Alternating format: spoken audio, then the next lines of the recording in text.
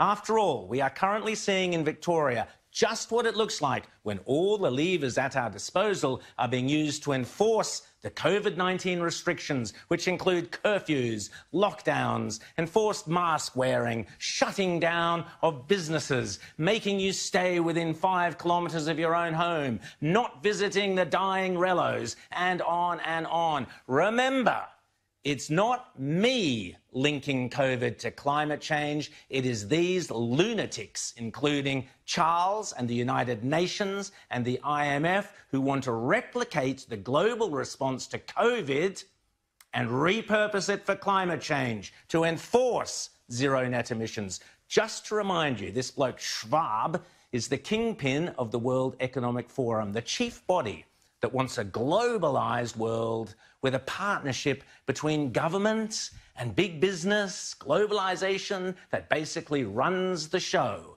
In this week's Spectator magazine, Maurice Newman writes, already Professor Schwab and his colleagues have started mobilising vast networks of left-wing activists. Those who scoffed at claims that climate change was a stalking horse for a new world order should think again. That reality is now in full view. Intense pressure will be applied to parliaments everywhere to pass enabling laws and to abdicate more responsibilities to unelected bureaucrats in global institutions. Crony capitalism is anathema to genuine market economies, and giving more leverage to those who encourage it is fascistic, says Maurice Newman.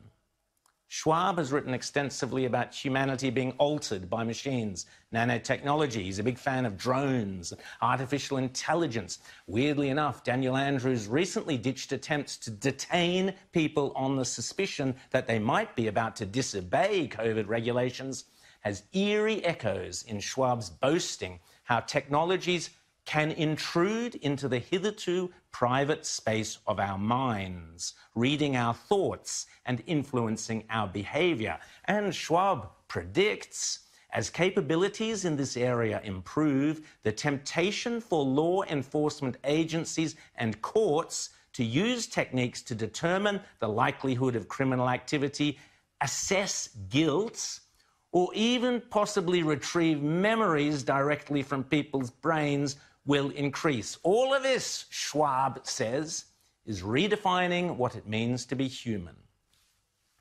Sounding like a demented character in a Batman comic, Schwab also writes gleefully that sensors, memory switches and circuits can be encoded in human gut bacteria, and that smart dust, arrays of full computers with antennas, can now organise themselves inside the body. Yep, this Marvel Comics whack job runs the world's most prestigious economic forum, and every year our corporate CEOs and business leaders go grovelling to him at Davos, and worse, our government wastes your money sending senior politicians and highly paid public servants to dance to this madman's tune. It's a disgrace.